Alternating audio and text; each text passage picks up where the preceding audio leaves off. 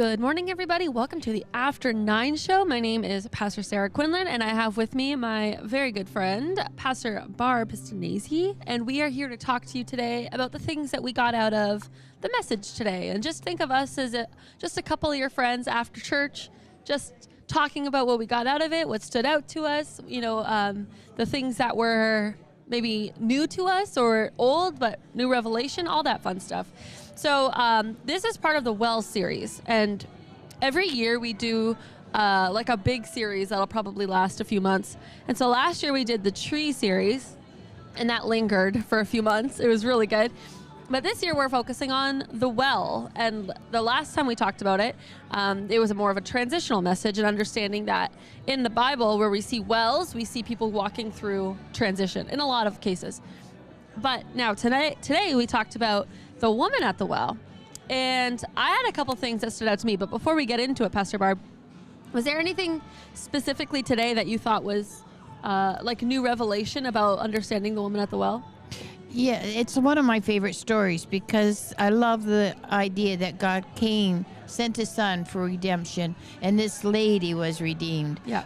There were so many things that they brought out in the story. I loved using the map so that we saw in order to get to where he was going, he had to pass through that. Yeah. And most would have avoided it and gone around, even though it would have taken longer. Yeah. But the idea that when she was testing Jesus, because of her lack of trust. Mm-hmm. And how many times have I been there where, I mean, you learn to trust God because he's always faithful. Yeah. But at the beginning, when you first hear it, you have to build that faith That's right. to trust him. And he brought that out in the message. Yeah. That's really good. I enjoyed the message immensely. That's really good, Pastor Barb. I like the focus and on the understanding that, like, there was a rule that Samaritans and Jews did not talk. They did not associate with each other. But Jesus came in and he changed the script, right? Which is what he does time and time again. And, when he looks at people, when he looks at us, they talked about what it means to be an outsider or an outcast or a social pariah and all these things where, at certain times, I'm sure we've all found ourselves in this moment of either feeling that way or being in that position, and knowing that she was in that boat, and Jesus didn't look at her and say, she's a Samaritan, she's an outcast, she's this and this and this, but he saw his daughter that he wanted to love and give her that moment with him to be able to have that almost like that acknowledgement to just say, like, you are more than what you're called, you are more than what your identity is, you are more than what your sin is. And that's what Jesus wants to do for us every single day. We're not labeled by all these things, we're his kids. I thought that was excellent. I love the idea that he reached down to someone that everybody else, even in her own community, would have totally avoided. Yep. And the fact that she had so much shame that the only time that she would go is at the noontime, which I've been to Israel. That is not a warm, it is hot. And she was there in the heat of the day. Drawing from a well that by that time would be warm because they were shallow wells. That's right. So the idea that he was there deliberately for one and one reason only. Yeah.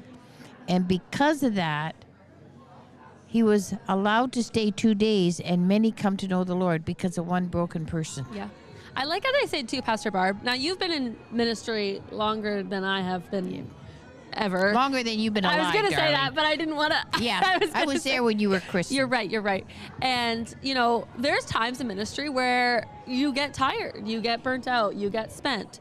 And I like that today Pastor Sherry brought that out. It said that Jesus was weary, that he was tired, and he came into this moment. And that's happened so many times, even for me, where, you have a full day of doing work or ministry or something, and then there's a moment where you look at this situation and you say, okay, I can do another one. I got this. You've been there. I think we've all been there. But I think it's really great even for me to see, as someone that can become weary in doing good, that Jesus was weary too. Like, he's a human being just as much as he was God. And the part also that in that moment when he was weary and tired, the Spirit of God was very much on him because he prophesied and told her whole story. Yeah. And many times when I've been in that place of I couldn't do it. I didn't even want to do it because I was overwhelmed. Yeah. He showed up. God showed up with an amazing anointing in order to get some truth into it, that he wanted that person to come to him. Yeah. And he just happened to use you, tired, weary, non-compliant, whatever. Yeah. And God would use you in that moment. Yeah.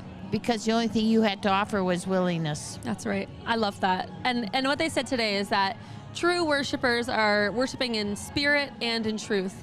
And today that message and just the understanding of, you know, you don't have to be put together all the time. You don't have to be at your top game every single day, but you just have to be available, just like Jesus was, to love those that need to be loved, you know, to love the ones that are on the outskirts, the outcasts, you know, all the ones that maybe you don't see it, but maybe they feel that way, you know, and just to put yourself in that position. You know, I was talking to the kids at youth about this on Friday night, and I just said, like, Jesus knew everything that woman did before he even talked to her. Oh, yes. He knew. He's God, right? He's perfectly God, perfectly man. And, you know, he still took the time, right? Like, Jesus doesn't shut us down. God doesn't shut us down based on where we've been. And I think that's the message today that I really feel like was for someone specific. Just God hasn't given up on you. Big time. It was an amazing, great message. Well done. Yes. And so much to take away from it. Yeah, I agree. It was awesome. And I'm really excited for this series on Wells. And Pastor Sherry touched on change a little bit too, which I thought was good. I thought was good. You know, and that's always a thing, especially with transition and especially with the woman at the well. They said, what's different? What changed? But she had an encounter with Jesus. And I think that can be kind of intimidating too. If you are someone who has been living a certain way and then you have that face-to-face with Jesus, now, you know, it's going to change.